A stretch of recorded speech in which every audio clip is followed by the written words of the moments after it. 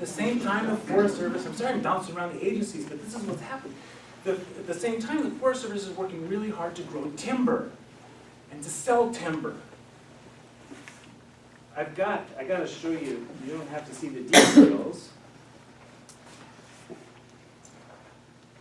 can see just the direction.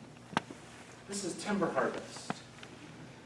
So the peak is about 1960 right here. And there's a real dip there, but that's because of an accounting issue. So the National Forest, for the first 40 years of its existence, not everywhere, Idaho is an exception, but generally was a custodial agency. Protect these forests. After World War II, cut these forests. For a variety of reasons. One is private forest lands throughout the country had a lot of stumps and a lot of small trees. And so a good place to get big trees was on national forest land where they had been kept from being cut. But also there's a confidence in the Forest Service, their ability to produce on a what they thought was going to be a sustained yield basis, timber for everyone, in perpetuity. So we ramp up the cutting of timber on national forest lands after World War II. The Park Service is not immune to any of this stuff going on. In the mid-1950s, the head of the Park Service has a wonderful idea. He calls it Mission 66. And this was going to celebrate the 50th anniversary of the national parks by 1966 by building new roads, improving roads, building hotels, things like this, which are going to make it an easier place for everyone to go. Here are some of the results of Mission 66. They spent $1 billion,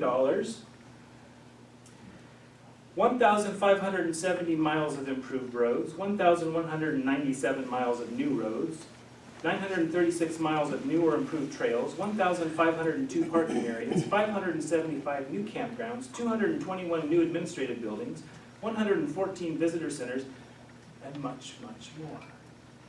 That increased the visitors to the Park Service quite a little bit.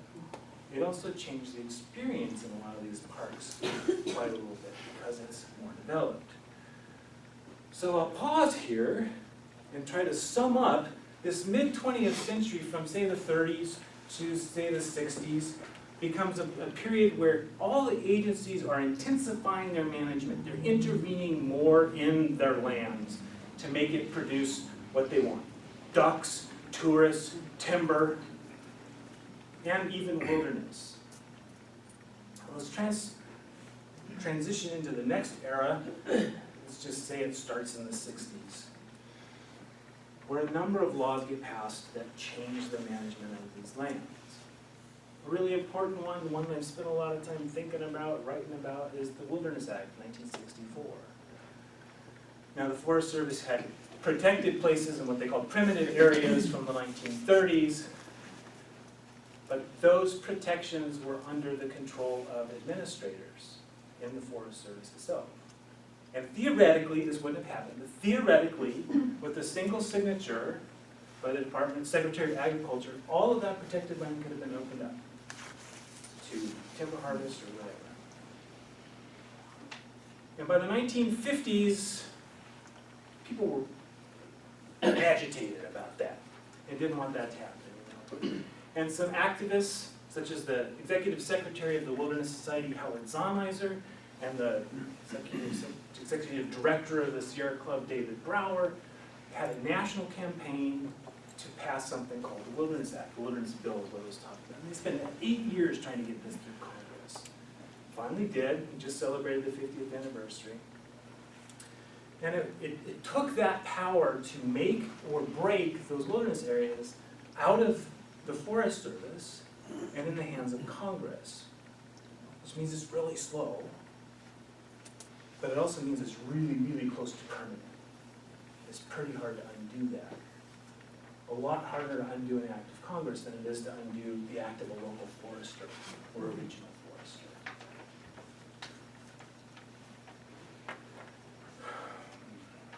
The Forest Service got into some trouble in the 70s for clear-cutting practices, which were ugly and ecologically damaging. But the ugliness really mattered a lot because that's what got the public upset. In one place that's not too far from here, the Bitterroot National Forest, and in one place that's way far from here, the Monongahela National Forest in West Virginia. These are the two big places where these became public issues as clear-cutting. And so Congress, I think led by Frank Church, although I'm not 100% sure about that, helped pass the National Forest Management Act 1976, which tried to constrain the Forest Service's ability to do this. I think there were some loopholes in it. One of the things that it also did, though, was require the Forest Service to start planning, developing plans looking out 10, 15 years into the future. That was 1976. I'm going to talk about two more things, I think. Another 1976 law is the, oh boy, Federal Land Management and Federal Land Policy Management Act. I always just say FLPMA, 1976. And this is part of the BLM's, it's actually BLM's charter. When they're created in 1946, they're not given instructions from Congress what to do.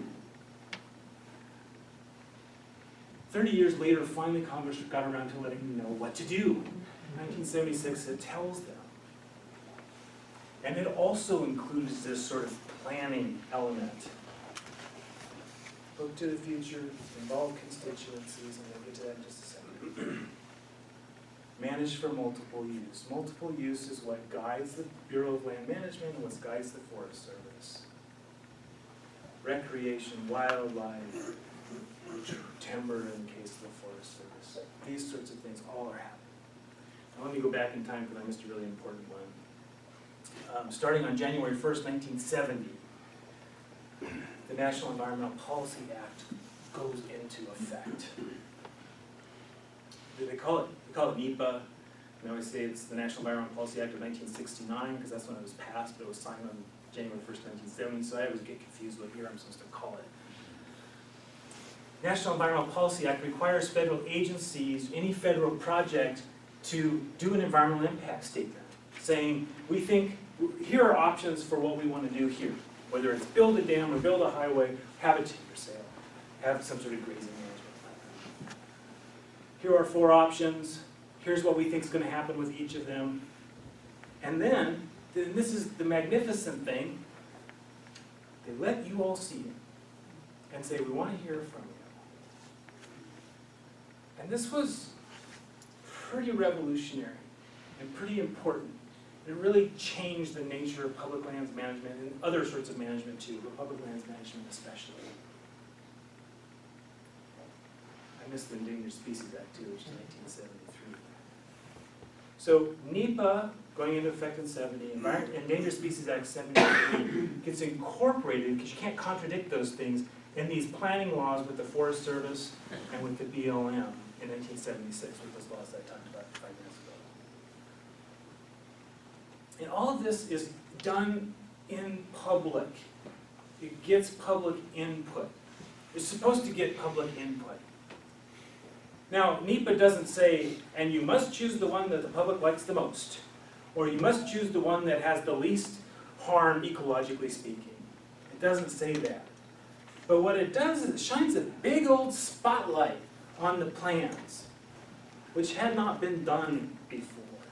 When it was done before, it was essentially voluntarily, or because a lot of people, probably like Gary if he'd been around back then, made sure that there was a public hearing to talk about these things.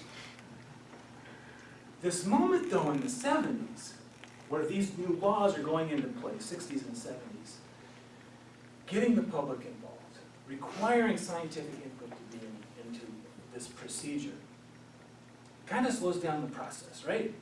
Because now you are all involved, and it takes a while. And it opens up the possibility for litigation. You can sue. Hey, your environmental impact statement was no good. Start over. Here we go again. It takes a long time, right? And I should pause just for 1 second. These laws that I've been talking about were passed by huge majorities in Congress. One dissenting vote on the Wilderness Act. Huge majorities. Is that right, or is there 4? That was in the House. One in the House, and then the Senate had voted that. Handful.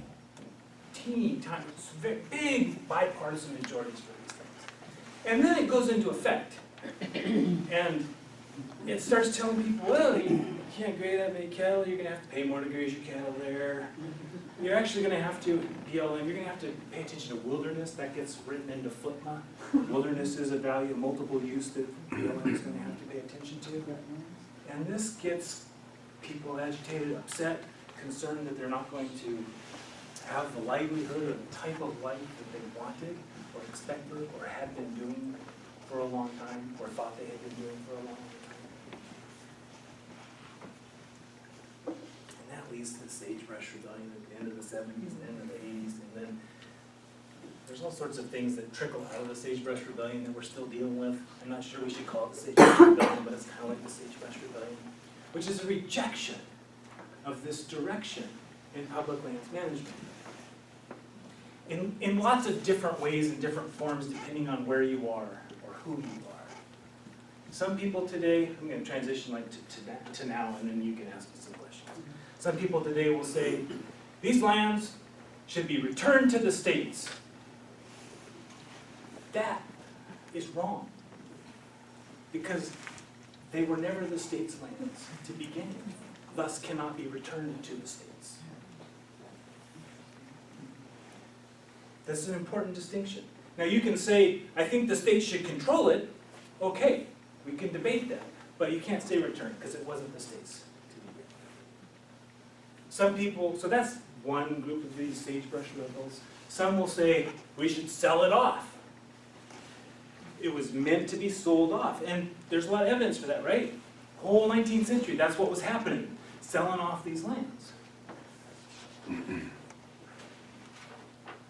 Most of these places, you can't make a living on. That's why they hadn't been claimed by 1890 or whatever. So the people who are going to be able to purchase these lands are not the Jeffersonian farmer, right? Okay. Let's see. I could just go on and on and on. Can you clarify where the Department of Interior has oversight over which agencies? I know agriculture is BLM, but the Interior has... Interior is BLM, Interior is the Park Service, Interior is Fish and Wildlife Service. Okay. Agriculture only has the Forest Service. Agriculture is just the Forest Service, so Interior, and the Interior has, or had, the Indian reservation. Mm-hmm. Okay. I think I'm going to sort of just wrap up saying there's a lot of conflict. And a lot of it comes out of. And so the important thing to think about, let me rephrase that because I think this is important. Congress is in gridlock. Environmental policy continues despite Congress being in gridlock for the last 25, 35 years. It just looks different. It happens when a judge makes a decision. It happens when people in the executive branch write new rules. It happens when local people create collaborative management agreements. So innovation in environmental policy continues. I don't know if it's because of or in spite of Congress's increasing partisanship, which makes it hard for them to agree that today's Wednesday. Much less something more complicated like what are we going to do with forests over 1 million acres or 5 million acres.